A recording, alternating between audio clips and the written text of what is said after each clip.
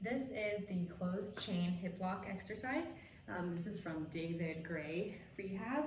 This is a great exercise to work on hip mobility. We're kind of moving the hip in all planes. And then I'm also going to add at the end, kind of an end range hip flexor lift off. So we're going to be working on strengthening the hip flexors at the end here. So you are going to have your feet against the wall. I've got something underneath my knees.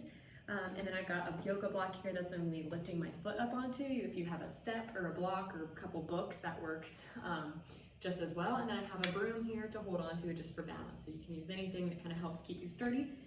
So I have the broom, so here I'll put the broom in my right. And we're going to be lifting the left leg. So I'm going to keep my foot, I'm going to kind of push into my right toes, my right foot. That's going to help me stabilize. I'm trying to stay upright as I can. And I'm going to use this for balance. And then I'm going to lift my left leg up and around until my foot is then on the block. Okay? So then we're going to come back. So same thing again, we're pushing through that right foot. That's going to turn on that right glute to help you stabilize and keep your trunk upright. And then you're going to lift, bring that leg around and back. So it's important, you're not just going like this. We want to lift out. That's going to move that hip out into abduction, rotation as we come up into hip flexion. And then we're lifting up, out, turning back, down and in. So we're really working that hip in all planes there. So again, you've got something for balance here. You've got your toes pushing against the wall for stability. And then you're moving that hip through all the ranges up onto a block or a couple books and back down, trying to stay upright. To make this harder, you could lose the broom. And then same idea, you are pushing into the wall for it to stabilize, and you're trying to do this slow and controlled.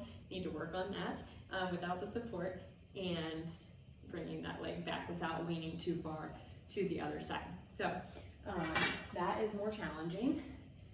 Then the next part I'm going to show you is that end range hip flexor lift off.